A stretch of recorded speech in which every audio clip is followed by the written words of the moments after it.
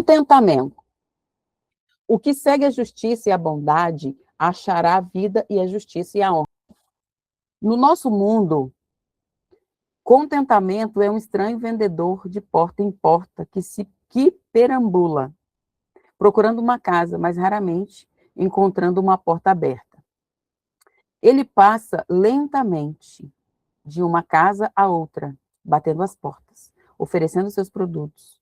Uma hora de paz, um sorriso de aceitação, um suspiro de alívio, mas os seus bens raramente são aceitos.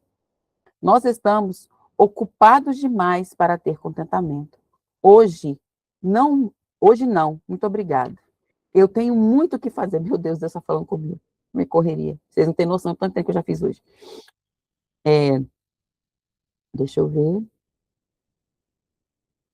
Muitas realizações a alcançar. O vendedor segue adiante. Quando lhe perguntei por que tão poucos o recebiam em suas casas, sua resposta fez com que eu me sentisse culpado.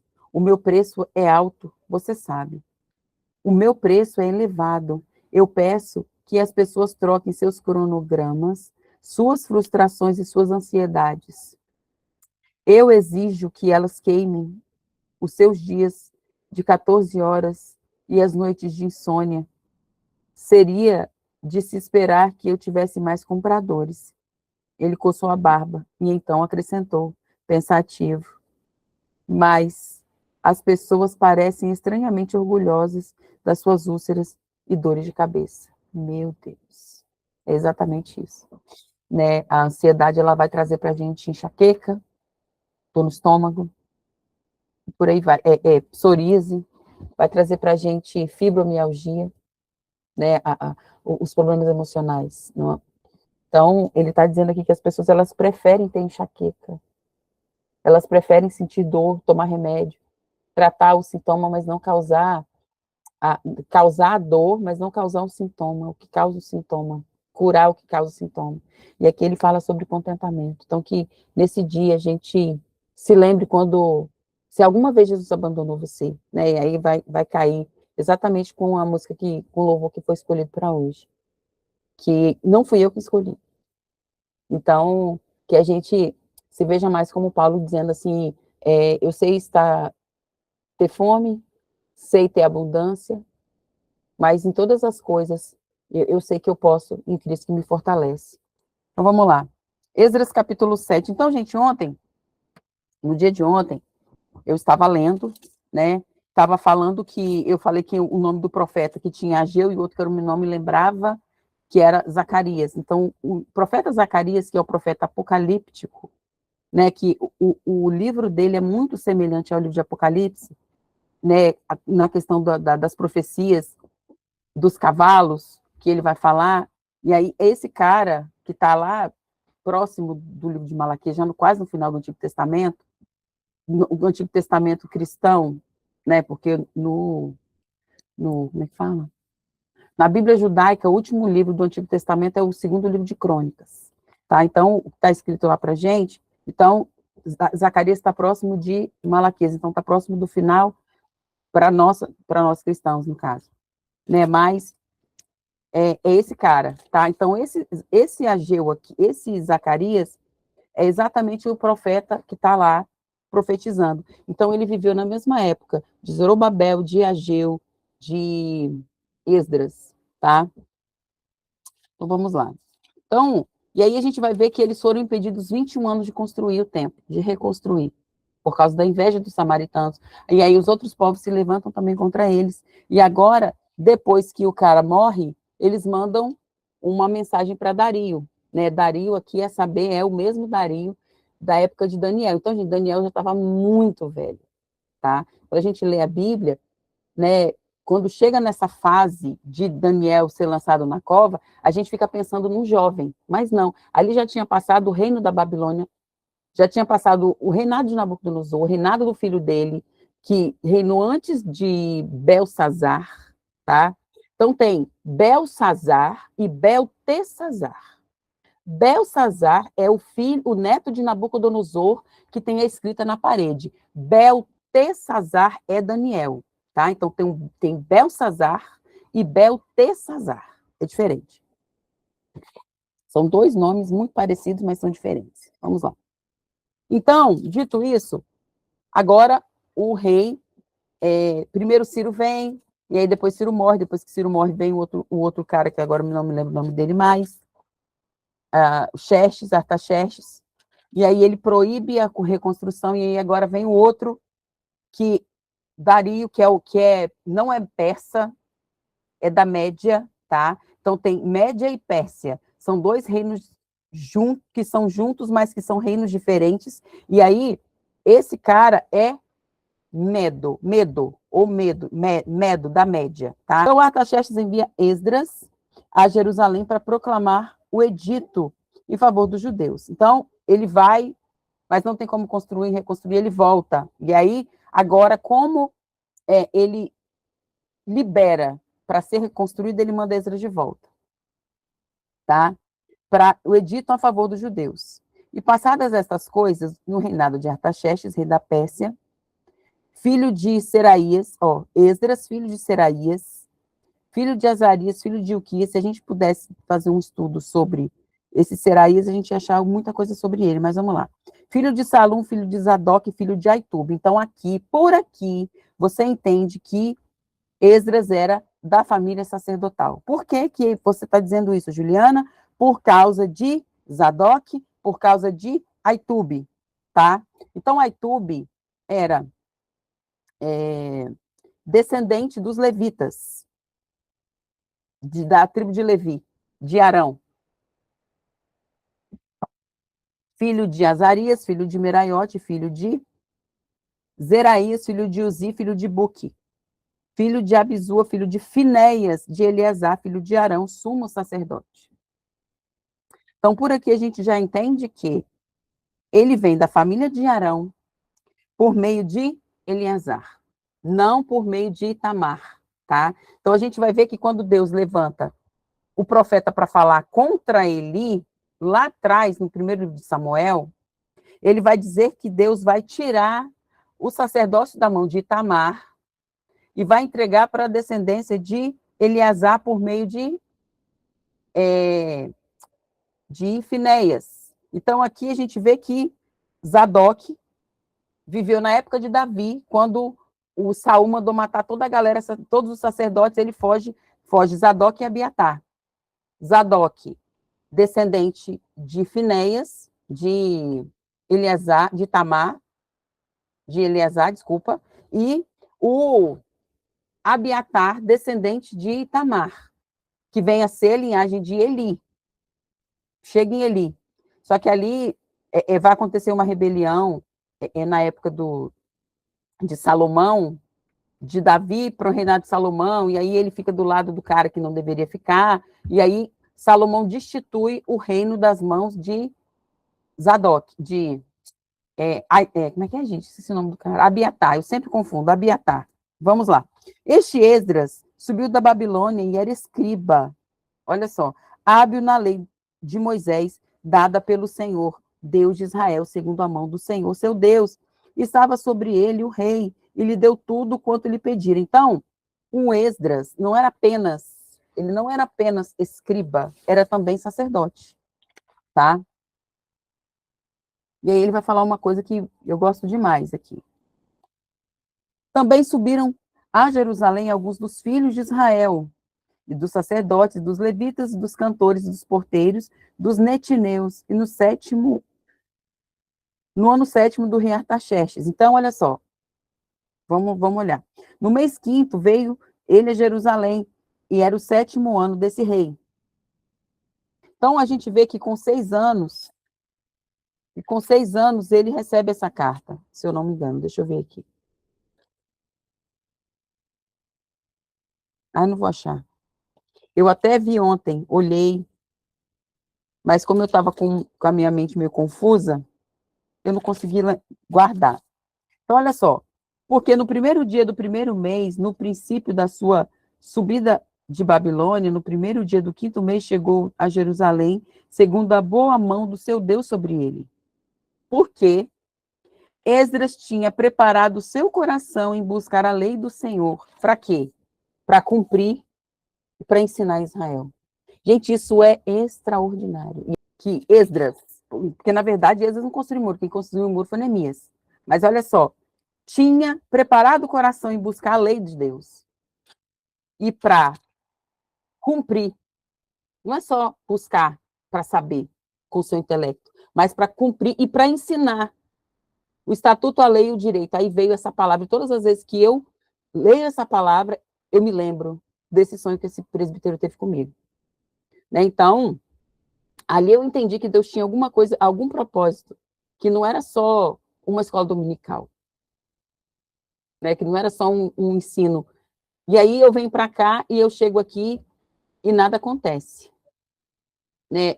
É um lugar onde as pessoas não têm fome, não têm vontade, sabe? E aí que eu cheguei aqui e Deus usou esse espaço aqui para ressignificar, para eu me reinventar. Né? Tanto que aqui vocês viram. Um livro foi escrito, um e-book foi escrito, um livro foi escrito, um outro livro foi escrito. Né? E aí, para a gente entender que eu estou 3 anos agarrado com um, e aqui com menos de 2 meses, com 2 meses e meio, vou dizer, eu fiz um. Gente, com a minha incapacidade, imagine quem é capaz. Com as minhas limitações, imagina quem não tem limitação.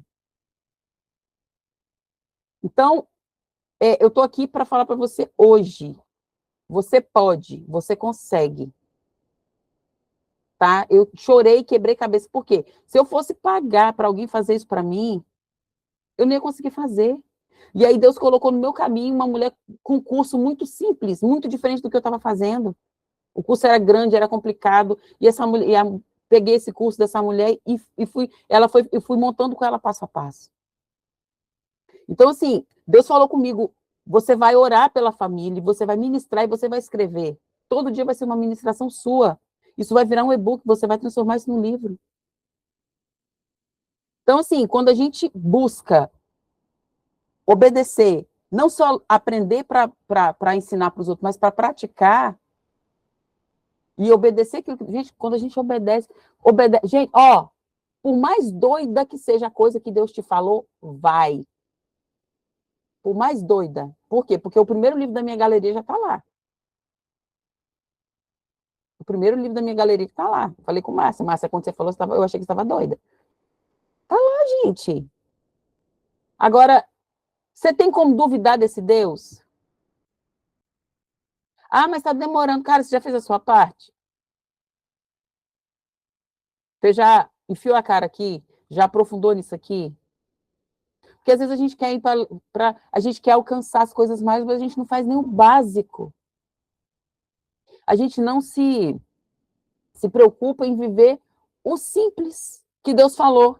Senta e escuta. Ah, não, Deus, papapá. Gente, olha, eu vou falar para vocês que depois desses 3 dias, a minha cabeça tá leve. Eu estava com tanto ruído na minha cabeça, com tanto ruído, com tanto ruído. Ontem, foi ontem? Foi. De tarde, ou antes de ontem, não lembro. Antes de ontem, eu dobrei meu joelho para orar e eu falei, Deus, me ajuda. Porque a minha cabeça estava, sabe, um turbilhão. E com turbilhão você não consegue ouvir, você não consegue orar, você não consegue fazer nada. Então a gente tem que fazer essa faxina, essa limpeza mesmo. E aí, ó, porque não é só ler para aprender, é ler para cumprir. Depois que, porque é assim, o professor, o conceito de talmidim, né, de aluno em hebraico é aquele que o professor e aluno, é aprender para sempre ensinar, tá? Então é uma coisa cíclica. Eu aprendo aqui, eu ensino e aí quanto mais eu ensino, mais eu aprendo. E o conceito é esse. Então ensinar a Israel os seus estatutos e os seus direitos de quem? Os de Deus. Então a gente não pode ler isso aqui, recebi uma oportunidade para pregar, vou ler a Bíblia. Não tem oportunidade para pregar? Não preparo nada. Não, é todo dia. É a porçãozinha ali, igual a mamãezinha do passarinho vai botar a comidinha na boquinha dele todo dia. Todo dia. Ah, mas eu não gosto, vai ter que aprender a gostar. Faz sem gostar, até virar hábito. Até leia a Bíblia como fofoca. Vi uma menina na internet que ela conta as histórias. Menina, você não sabe. E ela, o líder não sei o quê, e eles se separaram, um foi para um lado, outro foi para o outro, um fundou a igreja. Sabe o que eu estou falando? Estou falando de Paulo e Barnabé. Você fica preso ali, ouvindo a fofoca, achando que está falando do Valdomiro de Santiago, falando do Silas Malafaia. Nada a ver. Nada a ver. Está falando de Paulo, de Barnabé, está falando da Bíblia. Então, se você não consegue ler, cria um hábito. Tira um momento e fala, não, Deus, agora eu vou me forçar a ficar aqui 1 hora. E vai escrevendo. Porque, gente, se a gente não se for, a gente vai ser enganado. E aí, pensa, um profeta mirim aí, de 14 anos, enganou um monte de gente. Imagina o anticristo. Imagina o anticristo. Porque o diabo veio atrás de Jesus com o quê? Foi com outra coisa não, gente, foi com a Bíblia. Ah, não, mas usou o Salmo 91, usou Deuteronômio. Jesus respondeu ele em Deuteronômio. Então ele conhece, ele estremece, mas ele não obedece. E aí, os engodos que vêm, não vêm de outro lugar, não, vem tudo da palavra. A gente não pode viver no engano mais. Chega. Esta, pois, é a cópia da carta que o rei Artaxerxes deu ao sacerdote Esdras, o escriba, das palavras dos mandamentos do Senhor e dos seus estatutos sobre Israel. Artaxerxes, rei dos reis, ao sacerdote Esdras, escriba da lei do Deus do céu, paz perfeita. Por mim, se decreta que no meu reino, todo aquele povo de Israel e dos seus sacerdotes e levitas que quiser ir contigo a Jerusalém, vá. Portanto, da parte do rei e dos seus 7 conselheiros, és mandado para fazer inquirição em Judá e em Jerusalém, conforme a lei do teu Deus, que está na tua mão. E para levares a prata ou ouro que o rei e seus conselheiros voluntariamente deram ao Deus de Israel, cuja habitação está em Jerusalém. E toda prata e ouro que achares em toda a província da Babilônia, com as ofertas voluntárias do povo e dos sacerdotes que voluntariamente oferecerem para a casa do Senhor, seu Deus, que está em Jerusalém, ao passar para recolher ofertas.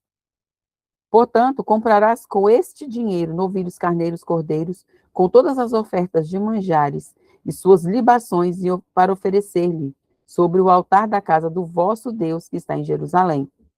Também o que a ti e a teus irmãos bem parecer fazeres, do resto da prata e do ouro, o fareis conforme a vontade do vosso Deus. E os utensílios que te forem dados para o serviço da casa de Deus, restitui-os perante o Deus de Jerusalém. Aqui, gente, esses utensílios eram as taças, eram os espevitadores, e essas coisas, principalmente os copos, as taças, foi o que Belsazar levou para sua festa. Levou para lá para profanar. Deus tem zelo com suas coisas, né? Levou para lá para profanar, e profanou, porque estavam bebendo as suas prostitutas, as suas concubinas, e sei lá o quê, mais a imagem dos seus deuses. Estavam zombando, não só zombando de Israel, mas do Deus de Israel. E o resto que for necessário, aí essas coisas foram devolvidas, tá? E o resto que for necessário para a casa do teu Deus, que te convenha dar, darás à casa dos tesouros do rei. E por mim mesmo, o rei Artaxerxes, se decreta a todos os tesoureiros que estão da além do rio, que tudo quanto vos pedir, o sacerdote Esdras, o escriba da lei do Deus dos céus, apressuradamente faça. Então, tudo que ele pedir, tudo que ele te pedir, você corre para fazer. Corre para obedecer. E aí, esse correr para obedecer é para a gente também. Deus te deu uma ordem. Corre. Corre para obedecer. Porque quanto mais rápido você obedecer, mais rápido as coisas vão andar. Mais rápido o milagre vai se manifestar. Porque Deus, ele é responsivo. Eu sempre falo isso. Deus, ele vai te responder, ele vai agir conforme a sua resposta. Né? Deus vai responder conforme a sua resposta. Agora eu tenho que editar o curso e colocar ele na plataforma. E eu comecei a gravar o curso, ó, muito, muito antes de escrever o e-book. Ou junto, ou na mesma época. Mas aí agora eu tenho que sentar e editar, vídeo por vídeo. E por que eu não fiz isso ainda? Obediência tardia é desobediência. Eu vou fazer, mas eu estou procurando o quê? Ah, eu não tenho tempo. Ah, eu não sei o quê. Todo dia é uma história. É isso. Quando você consegue pagar alguém para fazer, você só grava e manda, a pessoa faz. Né? Então, a gente precisa andar, gente, em obediência. Né? Que quando você ouvir a ordem, corre para fazer, corre para obedecer. Por mais doido, igual eu falo, por mais doido que seja. Por mais doida que seja. Então, ó, até que 100 talentos de prata, 100 coros de trigo, até 100 batos de vinho, até 100 batos de azeite e sal, sem conta. Tudo quanto se ordenar segundo o mandado de Deus, o Deus do céu, prontamente se faça para a casa do Deus dos céus. Por quê? Para que se haveria grande ira do reino do rei e de seus filhos. Olha só. Ele está dizendo o seguinte, ó, faça prontamente. E faça logo a casa de Deus. Por quê? Porque vocês vão atrair a ira do reino, mas não é do reino de Deus. Se não obedecer prontamente, a minha ira dos meus filhos irá contra vocês. Ele está falando para os mesmos caras que escreveram a carta 20 anos atrás para impedir que a construção fosse terminada. Olha só. Também vos faço saber acerca de todos os sacerdotes e levitas, cantores, porteiros, netineus e ministros desta casa, que Deus se lhes não possa impor nem direito, nem antigo tributo, nem renda. Eles não vão pagar impostos. Vocês não vão cobrar impostos deles. E tu, Esdras, conforme a sabedoria do teu Deus, que está na tua mão, põe regedores e juízes que julguem todo o povo que está da além do Jordão, do rio. Todos esses sabem as leis do teu Deus, e aos que não sabem, façam saber. Ele colocou no coração dele de ensinar, Esdras colocou no coração dele de cumprir, de praticar e de ensinar, e agora o rei vem e decreta. Mas ele já saiu de lá com o coração, nesse lugar. Então, o que o rei mandou ele fazer já estava no coração dele. Então, foi também a resposta de Deus, porque ele está falando, olha, você vai ensinar a lei para eles. E quem não sabe a lei, vai aprender, porque você vai ensinar. Né? E aí a gente vai chegar num lugar que ele vai ler, o povo vai chorar. O povo vai chorar. E meu marido, ele falava comigo assim, antigamente, né? Eu tinha mania, não é mania, mas eu começava a pregar, e daqui a pouco eu estava pregando, daqui a pouco eu estava chorando. Eu não sabia se eu pregava ou se eu chorava. E aí meu marido toda vez, nossa, mas você toda vez que prega tem que ficar chorando. Toda vez. Falei, cara, eu tô sentindo a palavra. Ela tá entrando, ela tá me rasgando, me atravessando.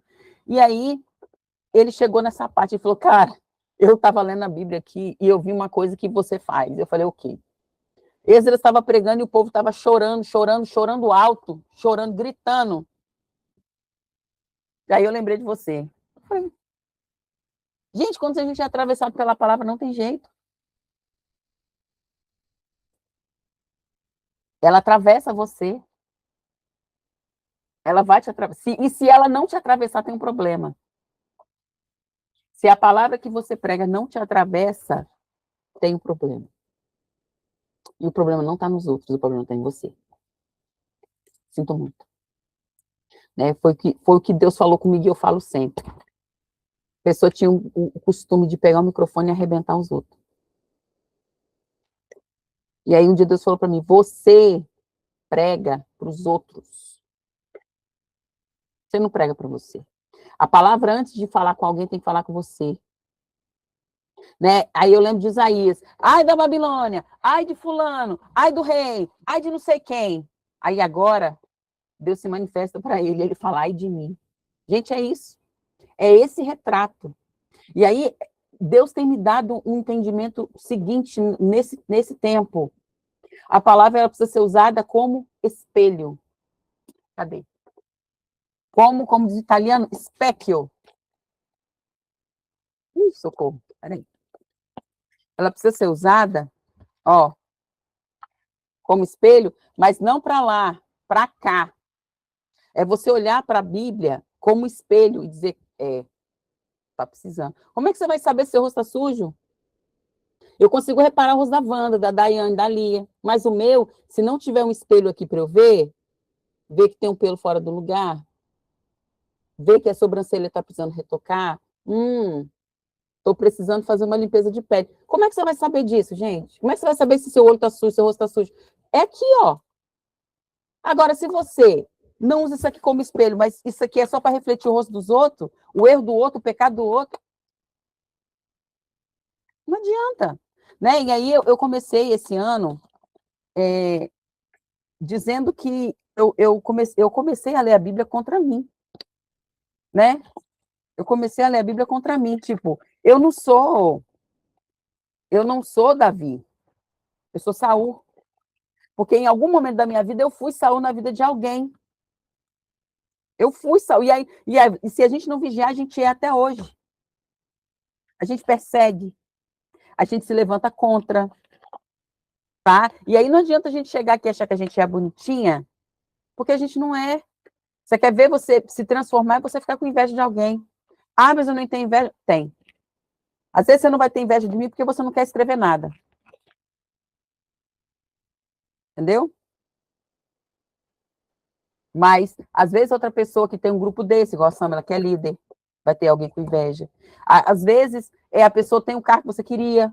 Então, vai depender do nível. Ah, mas grande coisa escrever um e-book. Grande coisa fazer isso. Grande coisa um carro daquele. Grande coisa, grande coisa.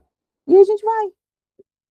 Mas isso aqui precisa voltar para mim. Eu olhar e falar, cara. E aí, vocês pensam o quê? Gente, vocês estão pensando o quê? Que tem coisa em mim que vocês já viram e eu não consegui ver. E Deus falou comigo esses dias: ó, isso aqui, isso aqui, isso aqui, isso aqui, isso aqui. Tá legal? Não. Gente, mais coisa. Eu tava orando, eu falei, poxa, vem cá. Tem alguma coisa que presta? Gente, se tirar Jesus, não fica nada. Não fica nada. E eu já tinha visto, na verdade, eu tinha visto, mas eu fiz de demência. A gente não quer dar nome. Os sentimentos que a gente tem, o orgulho que a gente tem, o orgulho religioso que a gente tem, e um tanto de coisa feia que está na gente. E aí, quando a palavra, quando ele vem, ai meu Deus, eu falei, Jesus amado. E agora, o que eu faço? Muda, não tem que fazer arrependimento. É confessar. É confessar. E eu queria falar para você que Deus está descendo com a chave. Mas é para a gente confessar nosso pecado, porque assim,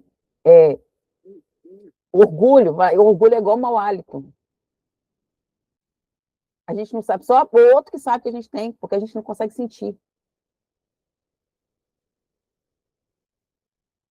Exatamente.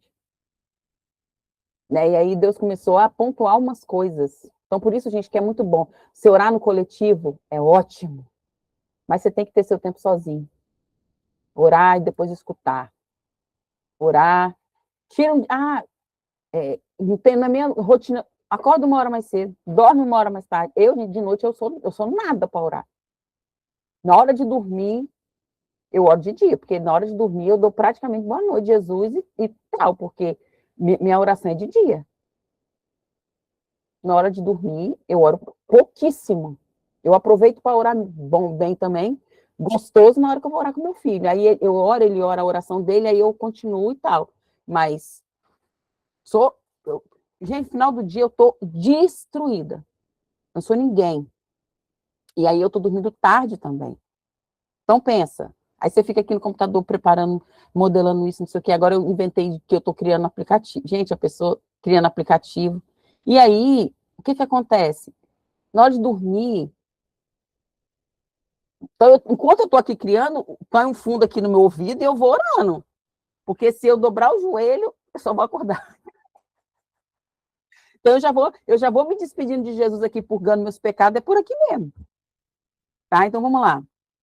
Deixa eu ver.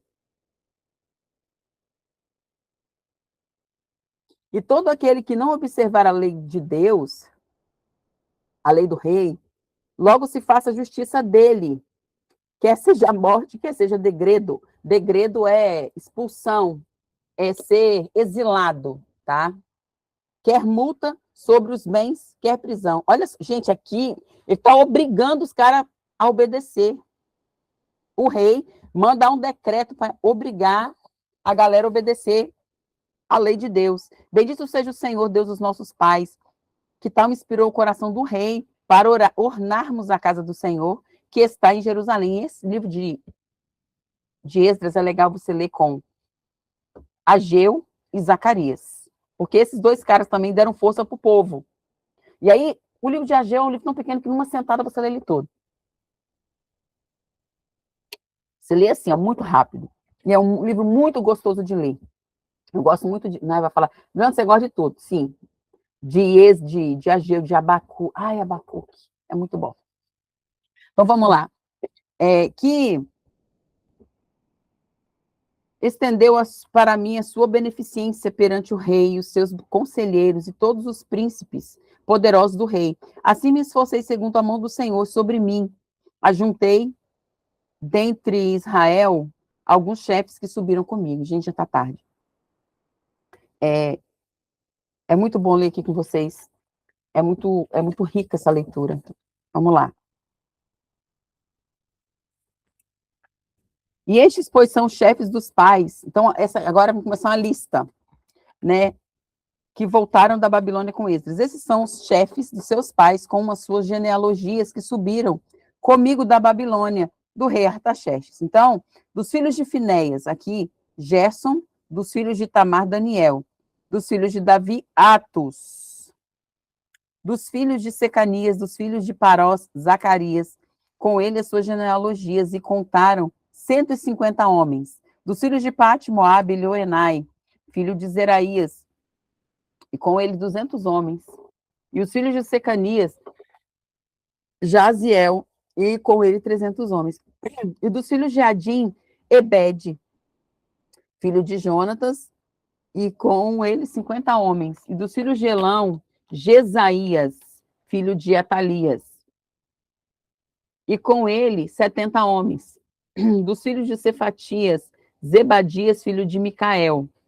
Com ele 80 homens, dos filhos de Joabe, Obadias, filho de Jeiel, dos filhos, com ele 218 homens. E dos filhos de Selomite, o filho de Josifias, e com ele 160 homens. E dos filhos de Bebai, Zacarias, filho de Bebai, e com ele 28 homens. E seus filhos, Asgade, Joanã, filho de Acatã, e com ele 110 homens. E os seus últimos foram Adonicão, seus nomes foram Elifelete, Jeiel, Semaías, e com ele 60 homens. Dos filhos de Bigvai, Utai, Zabude, e com ele 60 homens. Ajuntei perto do rio, que vai de Ava, e ficamos ali acampados 3 dias. Então atentei para o povo e para os sacerdotes, e não achei ali nenhum dos filhos de Levi. Olha só. E enviei, pois, Eliezer, Ariel, Semaías, Eunatã, Jaribe, e Eunatã, Natã, Zacarias, Mesulão, chefes, e também Joaribe e Eunatã, que eram sábios. E dei um mandado para ir do chefe do lugar de Casifias. Calma aí.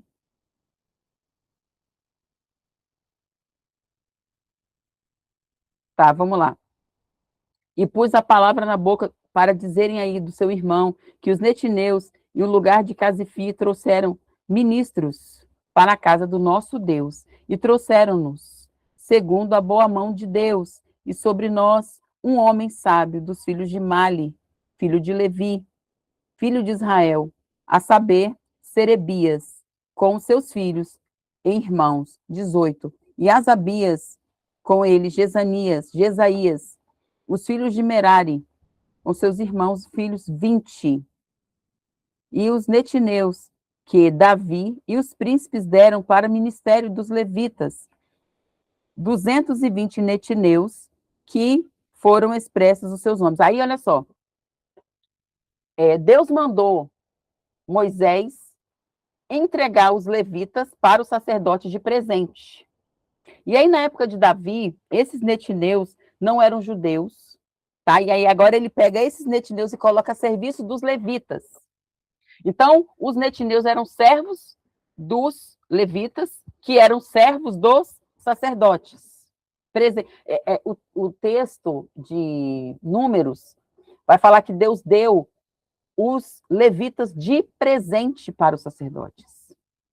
E aí, tudo que acontecesse a partir da revolta de Corá, Deus trabalha assim, tá? Tudo que a responsabilidade de controlar, vou dizer assim, de controlar, não de manipular, mas de controle, de cuidado dos levitas, era dos sacerdotes. Né? Porque lá a gente vê na revolta de Corá, que Corá ele se revoltou contra Moisés e contra Arão, por quê? Aí Moisés pergunta para ele assim, vem cá, é pouco para você ser levita? Agora você também almeja o sacerdócio? E aí ele mostra para o povo, depois que a terra se abre, Deus engole não, a terra, Deus faz com que a terra engole os camaradas vivos. E aí agora tem a questão do incensário, e aí Deus vai mostrar para o povo quem que ele escolheu. E aí são 13 varas que vão passar na presença de Deus. São 12? Não, não são 12. 12 tribos territorialistas, mais uma tribo de servos, levitas. Então, eram 13 varas, tá? Que foram passar na presença de Deus. Das 13, 12 não serviam e uma serviu, que ela tinha flor, amêndoa e broto. E aí Deus mostrou quem que ele escolheu, tá? Então, e aqui ele está falando, não tinha ninguém da casa de Arão, não tinha sacerdote, só tinha levita. E aí ele foi atrás. Então, gente, por isso que a genealogia é importante, porque, peraí, fulano é filho de Beltrano, que é filho de fulano, que é filho de fulano, opa. Então, você tem uma genealogia, tem uma raiz, uma árvore genealógica, para poder saber da onde que a gente vai chegar, a gente precisa saber de onde que a gente vem, né, de certa forma, para eles poderem saber, na época que não tinha cartório, o jeito de você saber quem era filho de quem, da linhagem que a pessoa vinha, tinha isso aqui, eram esses registros, tá? Então, versículo 21, apregoei ali um jejum junto ao rio Ava, para nos humilharmos diante da face do Senhor nosso Deus. Eu gosto muito dessa ideia do jejum, de afligir a alma com jejum, que é uma aflição de alma mesmo.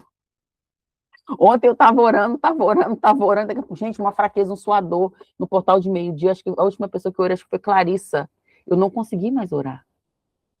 Eu estava suando frio, tremendo, igual uma vara verde aqui, estava com a câmera desligada, e eu falei, gente, continua, porque eu não consegui. Todas as vezes que eu abri o microfone para orar, quando dava assim 20 minutos, eu já estava ruim. Então, porque, querendo ou não, a oração, ela mexe muito com o nosso espiritual, com o nosso emocional, e aí vai, eu não dei conta de orar. Né? Aí fiquei aqui só na concordância, mas clamor mesmo, não dá. Né? Porque puxa muita gente. Olha só, esgota a gente.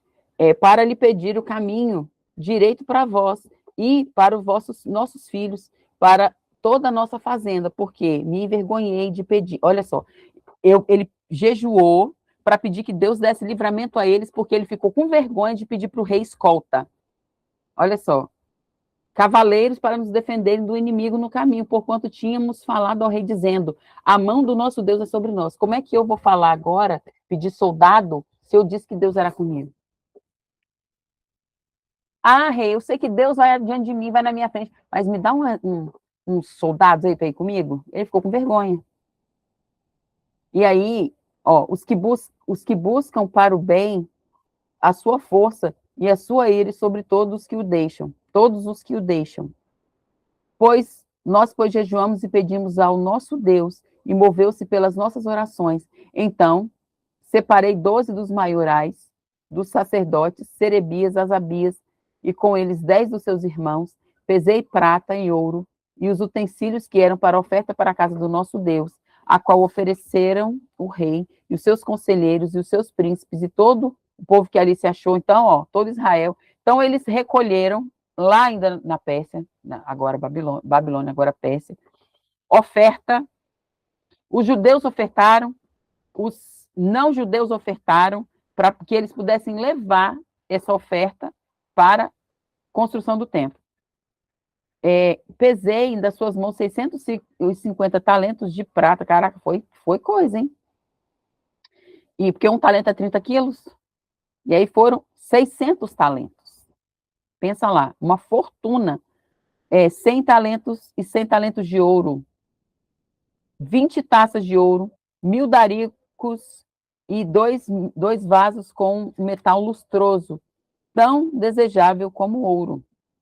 E disse-lhes, consagrados sois do Senhor, sagrados são esses vasos, como também essa prata e esse ouro e oferta voluntária. Olha o tanto de gente que tinha com Esdras, o tanto de ouro, de prata que tinha, que foi uma multidão. Oferecida ao Senhor nosso Deus, o Deus dos nossos pais.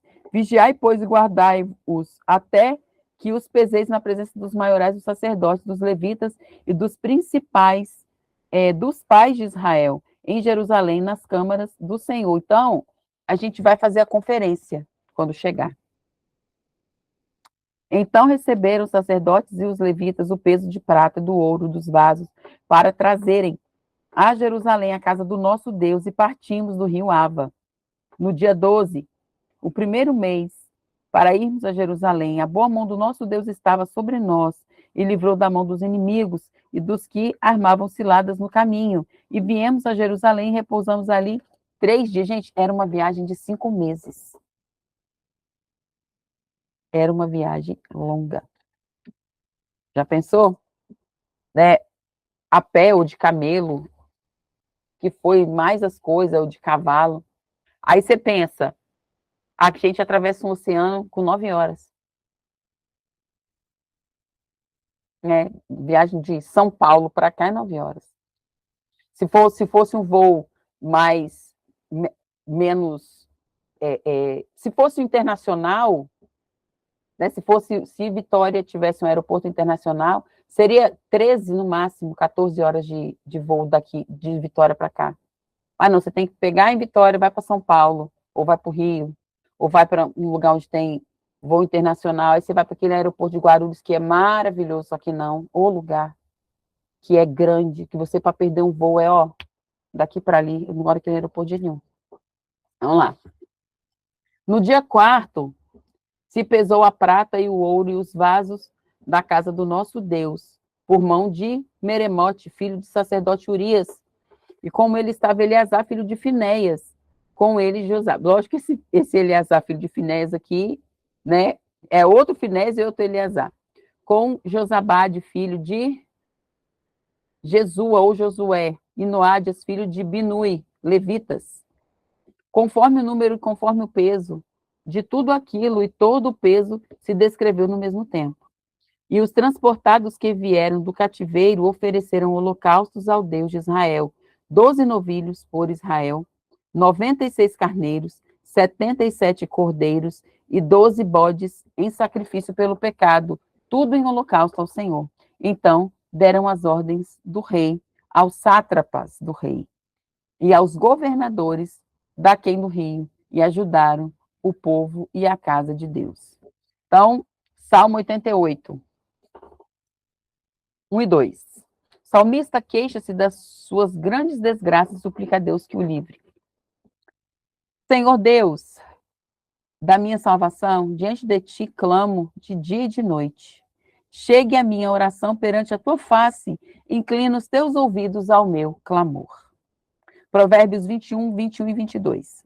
O que segue a justiça e a bondade achará vida, justiça e honra. E aí a pessoa quer ser honrada, mas é injusta. Né? E aí a gente vai...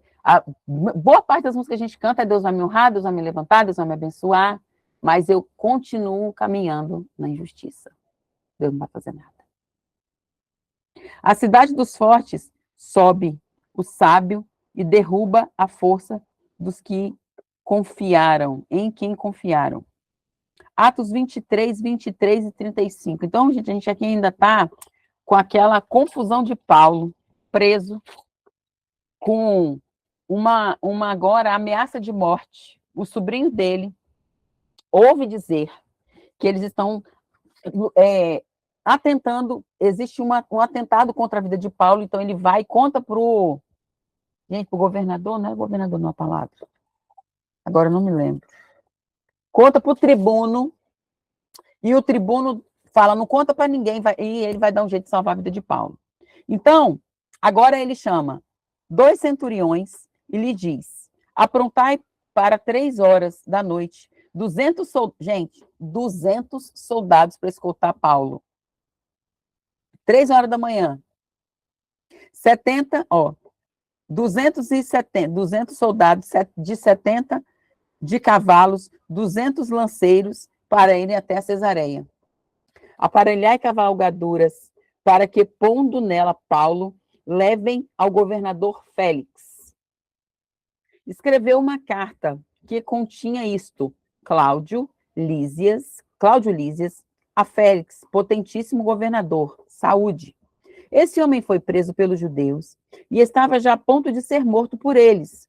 Sobrevim, e eu com a soldadesca, e o livrei, informando que ele era romano.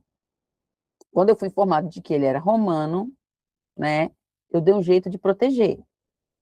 Querendo saber a causa por que o acusavam, e levei o seu conselho, e achei que o acusavam de algumas questões da sua lei, mas que nenhum crime havia nele digno de morte ou de prisão. Então, a acusação dos judeus era que Paulo tinha levado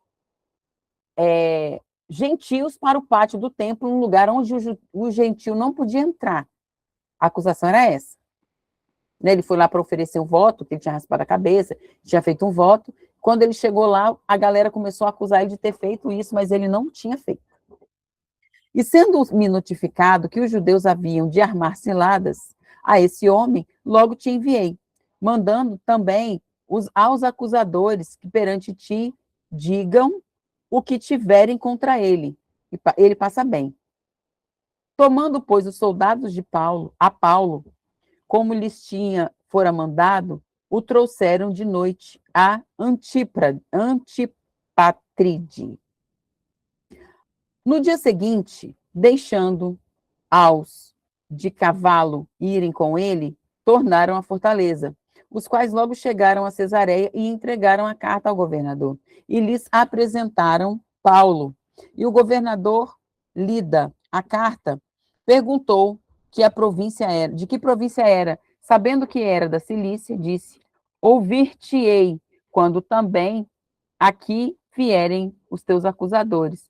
E mandou que guardassem ele no pretório de Herodes. A gente acabou cedo. Então, gente, aqui é uma das prisões, né? Uma das prisões. E aí, Paulo, a gente vai ler mais para frente, que por ele ser prisioneiro, por ser presidiário, vamos dizer assim, ele passava por muito preconceito, né? As pessoas não davam mais o devido valor a ele porque ele estava preso, né? Então as pessoas também o abandonaram. E ele fala assim: todo mundo me abandonou, só Lucas está comigo, né? Aí quando chega um determinado momento, ele vai ser julgado e ele vai estar sozinho.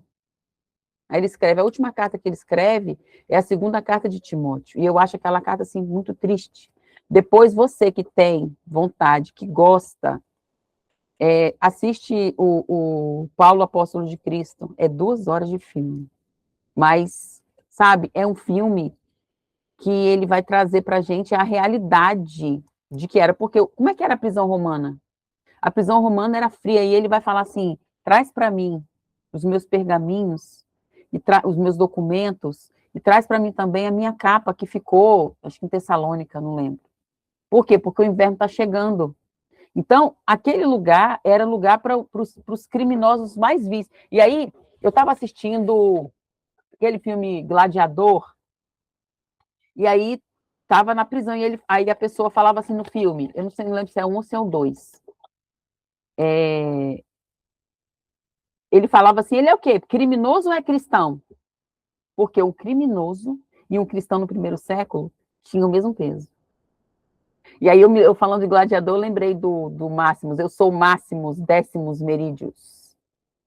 Guardo não sei o que lá da tal legião e não sei o que. E aí, eu gosto muito de filme assim, de antigo, de guerra e outros filmes também, que não tem guerra também. mas tudo assim antigo. Livro, adaptação de filme de livro da Jane Austen, por aí vai. Principalmente Orgulho e Preconceito.